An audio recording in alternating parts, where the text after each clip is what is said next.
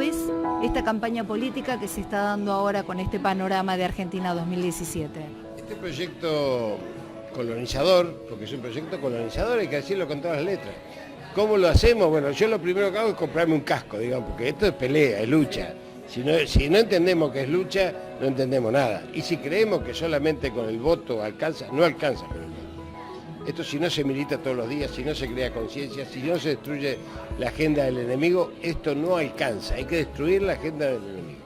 Porque el enemigo tiene, y yo lo denomino enemigo, porque aquellas personas que hoy están entregando el patrimonio nacional al endeudamiento, que están produciendo procesos de ajuste, que están desplazando sectores de trabajadores a las periferias, a las banquinas de la historia, que están agraviando los sistemas educativos, que están produciendo lo que están produciendo en los sistemas previsionales, que ahora vamos a hablar, son personas que están jugando para el enemigo, están recibiendo un libreto. La máxima expresión de esto fue la ministra de Seguridad, la del doble Patricia, porque no tiene doble apellido, tiene doble Patricia.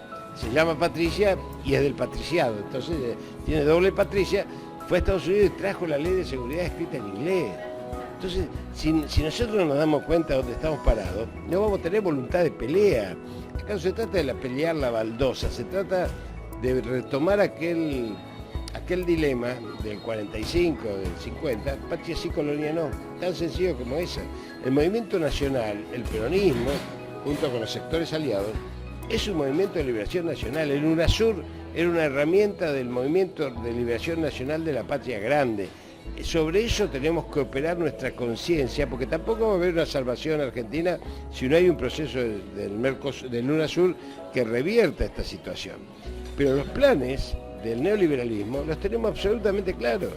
Nosotros sabemos cómo empieza el neoliberalismo. Siempre empieza o con golpes militares o con mentiras, con los medios de comunicación y los golpes de mercado, que son similares a golpes, son misiles diferentes, quizás menos dolorosos porque no son los 400 muertos de Plaza de Mayo, no son los del 76, los 30.000 desaparecidos, sino que es generar ilusión en esta conformación del espacio simbólico del conjunto del pueblo argentino y a partir de ahí operar desde la mentira, que son tan falaces que hasta le llaman posverdad a algo que es una mentira seca, digamos, para ver si la pueden teñir.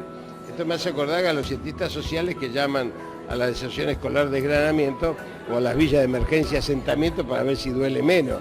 O sea, me estás abrochando, ¿viste? Para decirlo en términos políticos, con una posverdad que no es tal, sino que es una verdadera mentira donde prometiste lo que no vas a cumplir. Entonces sabemos cómo llegan al poder, sabemos lo que van a hacer, necesitan la reforma laboral, necesitan la reforma previsional, porque en realidad la reforma laboral, la reforma previsional y la reforma de salud son los tres ejes sobre los cuales opera el Banco Mundial. No nos olvidemos de que estos tres ejes son todos de alguna manera ejes que conforman el ahorro interno genuino de los argentinos. Son ahorros de salario diferido de trabajadores o de impuestos de trabajadores. Por eso a mí me da mucha vergüenza que hay algunos que no saben contestar aquello de que acá se jubiló cualquiera. Perdóname, hoy el sistema jubilatorio argentino, el 60% de los aportes son de salario de trabajadores activos y pasivos. Y el 40% son fondos tributarios. O sea que el compañero, el compatriota paraguayo que está en negro y está explotado, cuando va al almacén, te está poniendo el 21% de IVA que después va a la jubilación. Entonces no es que le estás dando nada porque nunca aportó. Aportó tanto o más que vos porque él el 100% de su salario lo puso poniendo para los impuestos, cosa que no hacen las capas medias ni los sectores ricos de la sociedad. Esto hay que explicarlo, hay que ser docente, hay que decirlo, hay que explicarlo hasta el cansancio, porque lo que viene va a ser una reforma laboral donde vuelva a dejar afuera 10 millones de argentinos, porque lo necesitan para flexibilizar, para bajar costos. Vemos la reforma laboral de Brasil. En la reforma laboral de Brasil te pueden contratar por un día en blanco. Te quedan, las vacaciones no existen más, te las tenés que pagar vos, no hay vacaciones pagas, no hay más aguinaldo.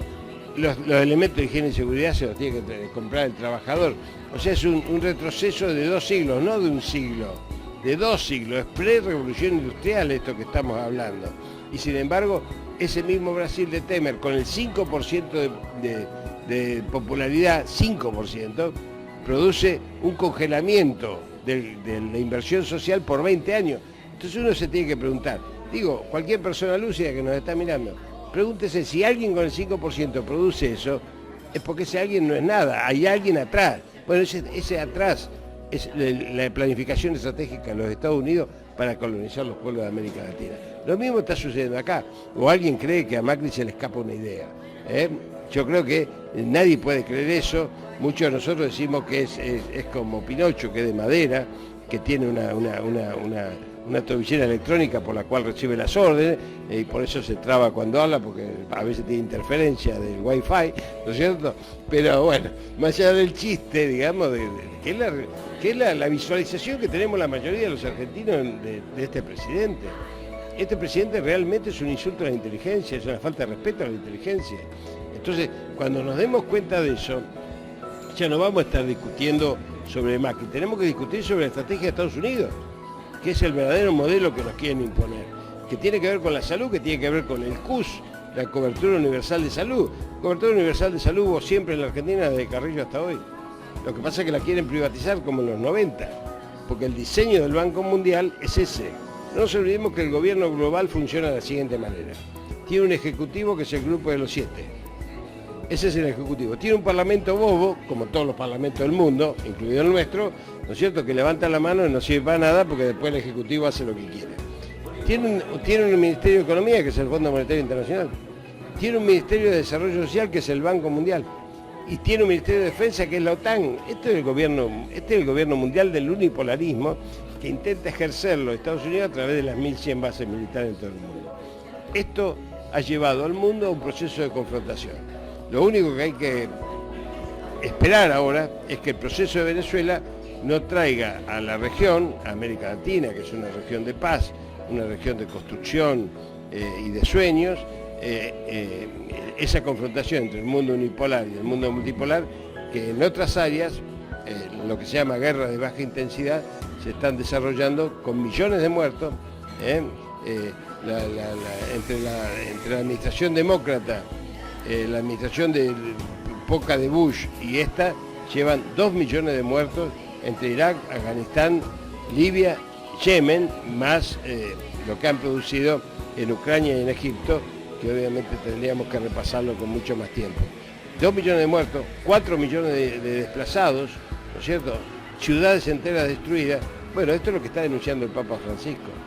Nuestro Papa Francisco, digo nuestro porque nació acá en la Argentina, está recuperando el eje sobre el cual el peronismo y el movimiento nacional trabaja, que es diferenciarse de las políticas macroeconómicas que son eurocentristas, tanto el marxismo como el liberalismo, y construir desde ese pensamiento americano, desde el pensamiento moreno, al hombre como eje de la construcción del modelo social.